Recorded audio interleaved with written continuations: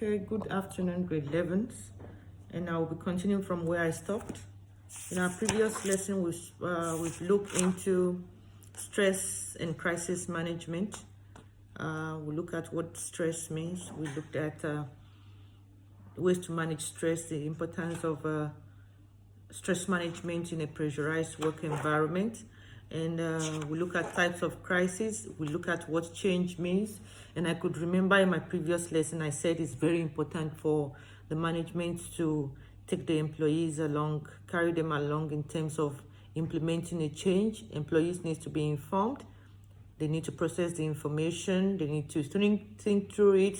And in that kind of situation, it helps the management to achieve the common goal of why change needs to be implemented in the business, and they actually realize the benefit.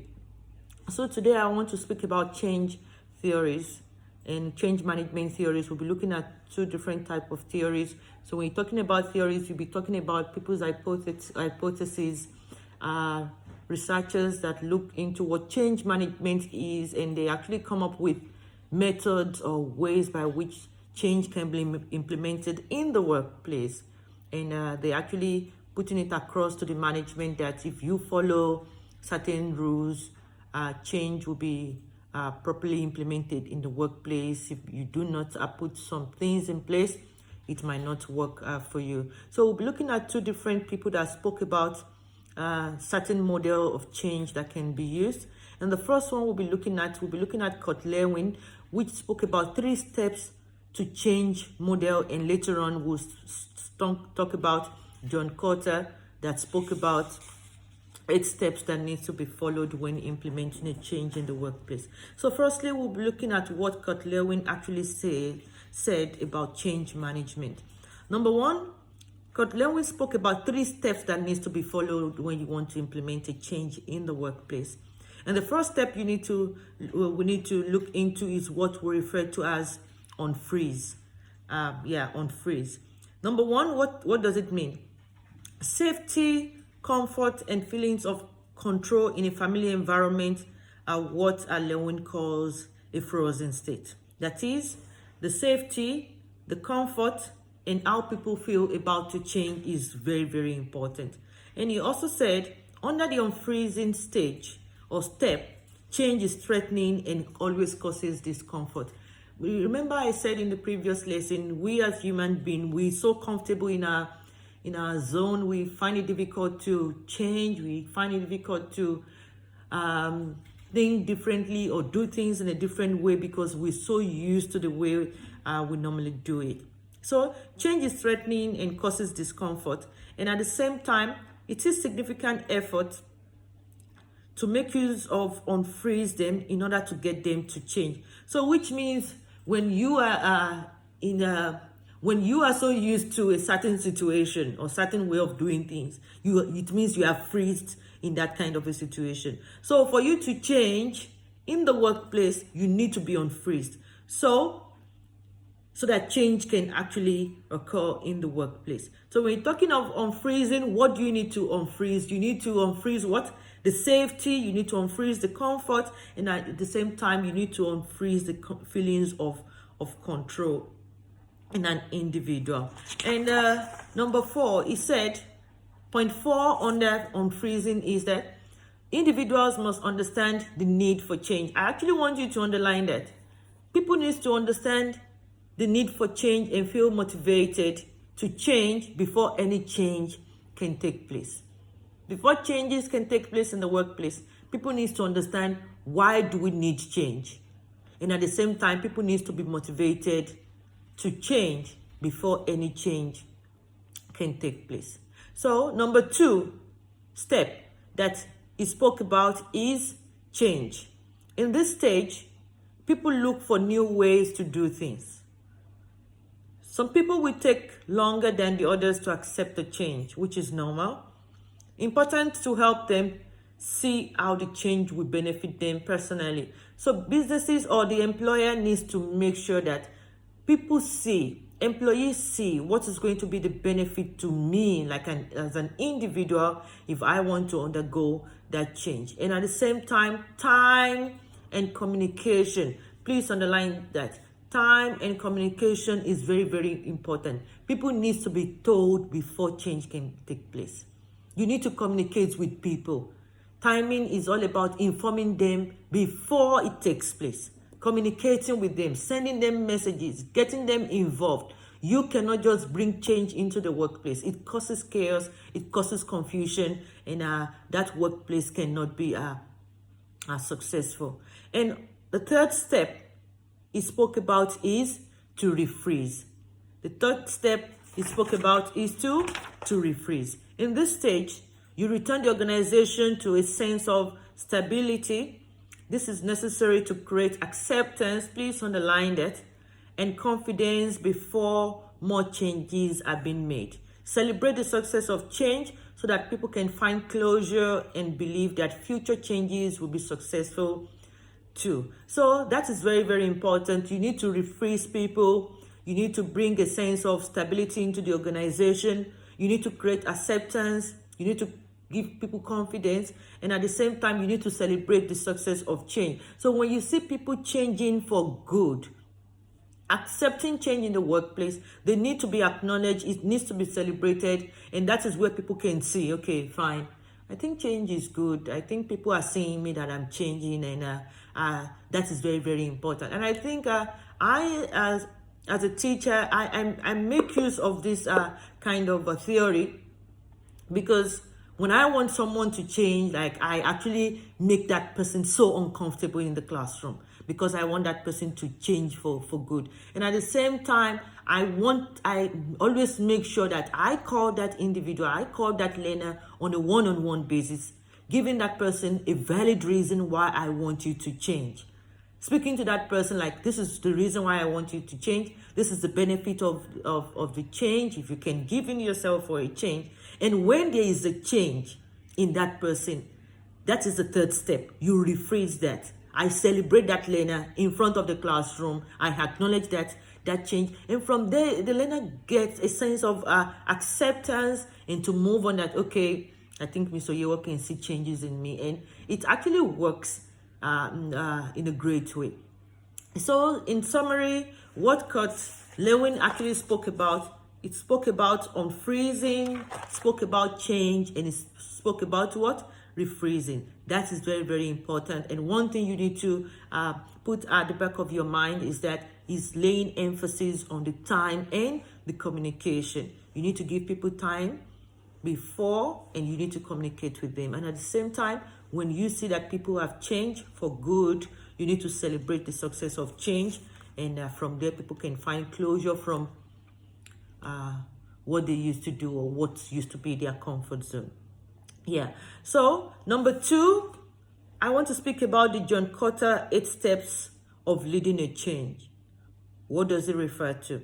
John Kotter's design for managing stress or a change was mainly meant for the hierarchical organization. In such a setup, management decides on change and then communicates to the employees by the following 8 steps. So I want you to put it at the back of your mind.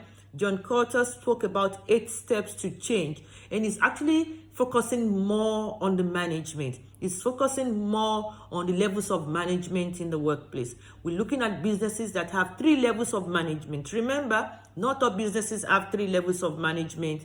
It depends on the size of the business. So he is focusing more on a big business whereby 3 levels of management are present, and it's actually focusing more on what managers can do to manage a change in the workplace. So he spoke about 8 steps, and we'll go through those 8 steps. Number 1, you need to establish a sense of urgency. Sense of urgency means that why do we need change? Why is change important? Why is it needs to be done like now? Number 2, you need to create a guiding coalition. When you're talking about the guiding coalition, it means that word coalition means that you need to involve your employees. People need to be guided. You need to get input from the employees, and from there you can move on. And because remember, even Kurt was also saying it that you need to involve your employees when it comes to change management in the workplace. So there's no change theories that can come up and say employees are not important, because when you're talking about a change, it's actually focusing on the employees. It's not on the machine or on the equipment. Change is all about human being. So create a guiding coalition. Get your employees involved. Get input from them. Do a brainstorming session. And number 3, develop a vision and a strategy. Developing a vision is very, very important. It's more or less you telling your employees that if we go for a change, this is what we're going to achieve. So which means the moment an employee sees that, oh, okay, change might be good. So you need to develop a vision, and you also need to come up with what? A strategy. Strategy means that how do you put it in place? How is it going to be done? How is it going to be carried out? Number 4, you need to communicate the vision. Remember, the vision shouldn't only be for the management. If it's only for the management and the employees are not seeing the vision, or it's not being communicated to them, then there's no way they can actually change, or they can actually see change as something that is very important in the workplace. So it has to be communicated, not just putting a vision board and put it in the staff room. People might not even see. We have a pressurized work environment. People are too busy. You need to communicate the vision. You need to speak to them and let them say why change is going to be of an advantage in the nearest future. And number 5, you need to empower the broad-based action. People that needs help in terms of change, you need to empower them. You need to upskill them. You need to upgrade them. You need to make sure that nothing is lacking behind, or anything that can be like an impediment for them not to be able to manage that change in the workplace. That is number 5. And number 6, generate short-term wins. That is generating short-term wins that you need to measure the progress. What have you done within the next within 1 week? What have you achieved? What changes have been in place? You need to generate that, and at the same time, you need to compensate people for that. And number 7, consolidate gains. Yeah, consolidate gains means that whatever has been achieved, make sure people are being compensated for that. Give a reward, give a certificate, give a voucher, and so on and so forth. And from then, anchor in the corporate culture. So it means the moment people are making little baby steps in terms of a change, acknowledge that, consolidate that, give reward, and from then, change can be implemented within the workplace. Then it becomes what? Part of the organizational culture. That is, people now get used to it, that this is the way we do things in our workplace. So you can't just take change to, as a manager, tell employees this is what we're going to do. That means you're very autocratic, and the moment you're autocratic in your workplace, people don't see autocracy as something that they like. People tends to be rebellious. People tends to go on strike. People tends to be unhappy. People tends to stay absent. People tends to be sick even when they are not sick, because they're not enjoying the workplace. So change must be properly implemented, and either of these 2 theories can be used. That is, we spoke about the Kotler-Wing theory that has 3 steps to follow, and we also spoke about John Cotter's theory that spoke about 8 different steps to follow. Then lastly, for today, I want to quickly look at adapting to a change in the workplace. Remember, we said yesterday, change is inevitable. Changes will always occur in the workplace. No matter what happens, we're experiencing a change now in the workplace. As time goes on, the classroom might be paperless. We might have to teach like this in the classroom also. And people that cannot use a computer, people that cannot use a social media to communicate might find it difficult to change. Teachers that have been used to chalkboard, people that have been used to just making photocopied notes might struggle with the use of technology, but change needs to be implemented in the workplace. It's inevitable. You cannot stay stagnant. But in the time of changes, how can business adapt to a change? and what kind of problem can the business actually face. Okay, so we have changes, but what can you do to all those changes? How can you adapt to that change? Which means you cannot control a change. That is what it means. You just have to adapt to a change. Okay, let's take, for example, the first problem that a business might encounter is unemployment. How do you adapt to unemployment? It is an enormous shock when you cannot find a job. So it's possible you've gotten a job, but later on you have been retrenched, then you become unemployed.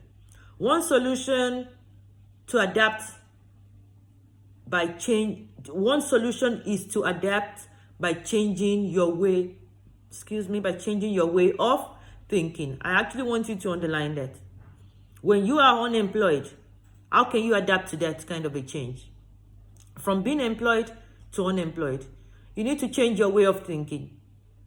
If you cannot find a job, you may have to become what? An entrepreneur and create one for yourself. When you cannot find a job, you have to become an entrepreneur and create one for yourself. There's nothing you can do. Number 2, in the time of retrenchment, this one is focusing on the business mostly. In the time of retrenchment, economic change has left many people retrenched by their jobs, people losing jobs, businesses retrenching people because they cannot afford to pay them. And this can have a devastating effect on the person's self-esteem and the family's lifestyle. Obviously, when you are being retrenched, it's going to impact directly on your lifestyle. It's going to impact directly on your standard of living, on your family lifestyle, on your self-esteem, on what you eat, on what you put on the table, on what you wear, or on where you go. One solution would be to adapt. Please underline that. How do you adapt to retrenchment?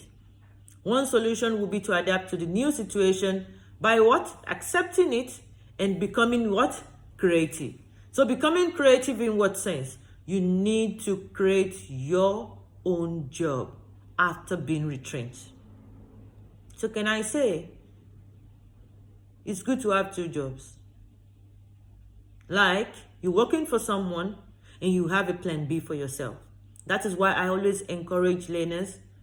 Education is good. At the same time, try and learn a skill that can help you to become an entrepreneur. So if you find yourself in a situation of retrenchment, you need to be creative. You need to come up with something to put food on your table. So many successful entrepreneurs started their own business after what? Being retrenched. But do not wait until you are being retrenched before you start your own what? You start your own business. Number 3, a factor that can bring about a change is globalization. What is globalization? Many local businesses do not survive a global competition. Competing with every other part of the world, local businesses cannot survive that. Firms that are willing to adapt are more likely to stay in business. Local businesses need to become creative in making their product desirable and what? And unique. So for you to compete in the international market or in the global market, you need to have your uniqueness. Your business needs to be unique. You need to do something special. You need to do something people will know you for. And local firms must find ways. That is the solution. The last 2 points, local business needs to become creative. That is number 1 solution on how to adapt to a change. And number 2, local firms must find ways to manufacture their product more efficiently so that their prices are more competitive. Your prices mustn't be too expensive. It mustn't be too cheap so that you will be able to compete globally. And lastly, we have affirmative action.